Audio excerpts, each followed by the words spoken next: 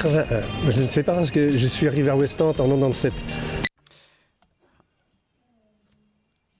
81. Dan spreken we over... Wow, 40 years ago. That's 1980. Moi je suis de... I don't know. I was born in 96.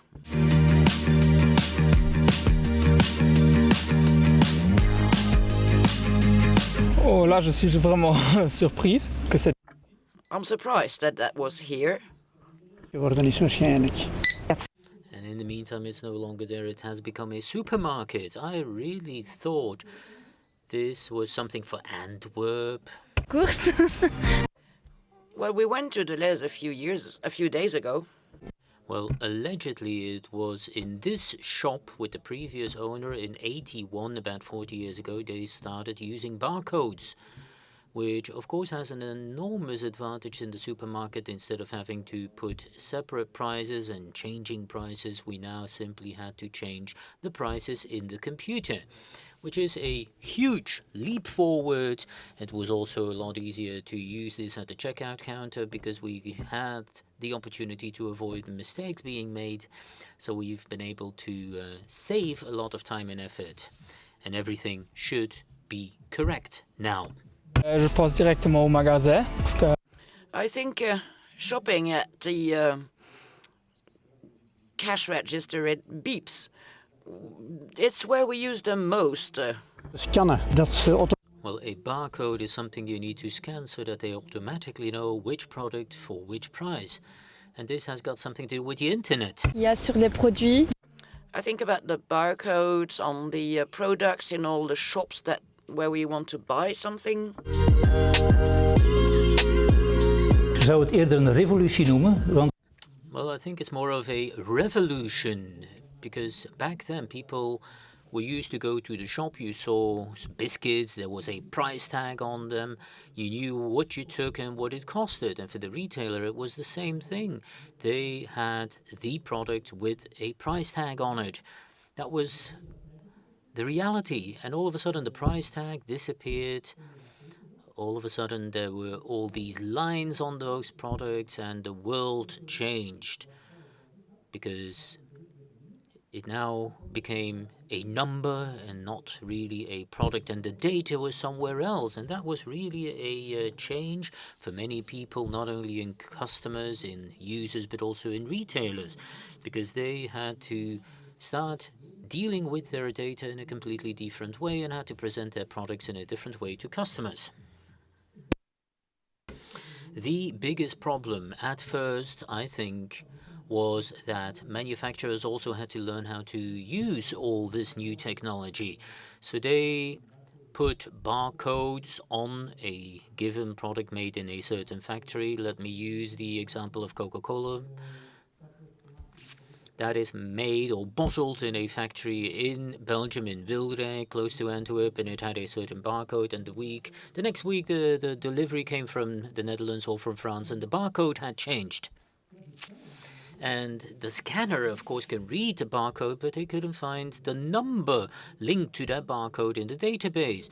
And that was one of the biggest challenges, to make sure that the numbers, the figures, physically circulating on those products were also in the customer's database, and you didn't have all the necessary connections at that point in time with the headquarters managing all the data. It was all stores doing this individually, and that was a huge challenge.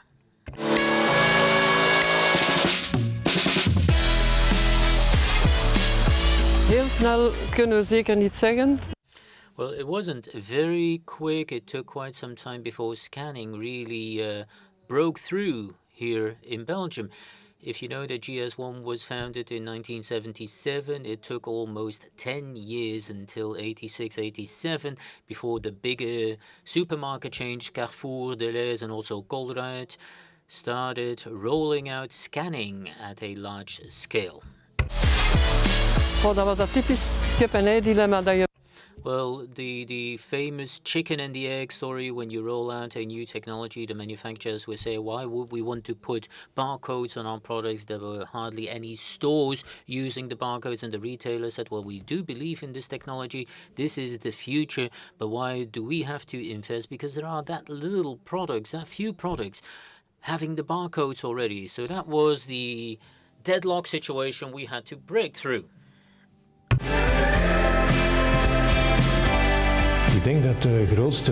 Well, I think the biggest accomplishment in this organization in the last 10 years is especially the fact that as an organization, we have been able to move closer to our members. And we have also managed to add a large number of new sectors to our activities. Just think of DIY, animal products and gardening products, but also the fact that the GS1 standards have taken off in the health sector with the data matrix on the medication, on the prescriptions and other supplies. Those were the main realizations we have been able to do. The future of the barcodes will be 2D with a data matrix, and we have a global agreement with all the countries in the world in order to go to 2Ds as from 2027. That means that as from 2027, all cash registers should be able to scan, read 2Ds barcodes, and that evolution offers a lot of possibilities on top of the other possibilities to our suppliers. Hi, Robert. How are you? Hi, Jan. I'm well, thanks. And you? Hi, Robert. I'm fine. Glad to see you on the screen. Let's talk about barcodes. What do you think is the future of the barcodes in the world? Well, as you know, we're celebrating the 50-year anniversary of the GTIN, the number in the barcodes. And as we think about the last 50 years have changed, to me it's clear that barcodes are going to be here for a long time.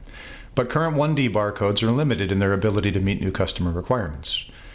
2D codes, like QR code and data matrix, are already appearing on product packages in addition to EAN barcodes. However, today these codes are often put on packages just for addressing one single use case. And the standards exist to do so much more today. Today, a single 2D barcode with a globally unique GTIN from GS1 can serve multiple purposes simultaneously. So, as we look to the future, I fully expect that a single barcode will enable limitless opportunities, providing consumers the information they need, powering a global supply chain, and going deep at the front end of retail stores.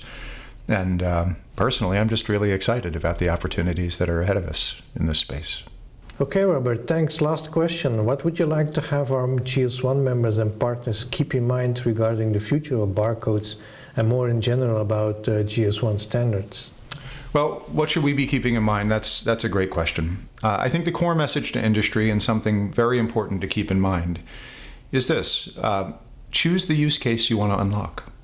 Use available tools to define the data that you need inside your barcodes. Decisions on which barcode to use will be guided by additional tools and the help of GS1. And our role here at GS1 is to ensure that no matter what business need you're trying to address, interoperability is certain. We're here to help in Belgium and Luxembourg, but also all around the world. Over the coming months, everyone has the opportunity to get started. GS1 is working with industry to support implementations, to create guidance for assisting in the design of proof of concept demonstrations. And indeed, as you know, Jan, there's already work going on in Belgium and Luxembourg. At a high level, our GS1 member and partners should consider the following. If you're a retailer, create a vision for use cases enabled by 2D barcodes. Assess your current technical capabilities, your scanners, your back office systems, and understand your roadmap to enabling scanning of all barcodes. If you're a brand, a manufacturer, or a supplier, bring together your supply chain and marketing executives and collaborate on a combined barcode strategy that achieves both consumer engagement and supply chain goals. And if you're a solution provider, consider the upgrades needed for your equipment and your systems to enable multiple barcode scanning and printing, and to support your customers' objectives as they try to migrate to 2D. Thanks, Robert. Thank you very much, and see you soon. Bye-bye. Yeah, Jan, thanks so much for the opportunity. Bye. Thank you.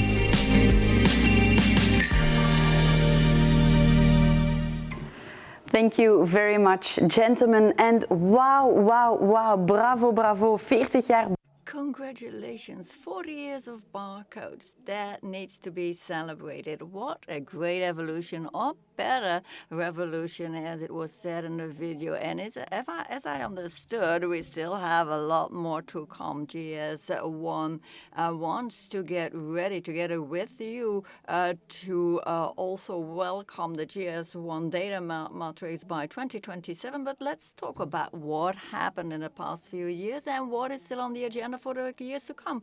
And who better than Walter Schakers, chairman of the board, to tell us about that? Sur l'année écoulée, mais également sur le futur. Je vous cède la parole, Walter.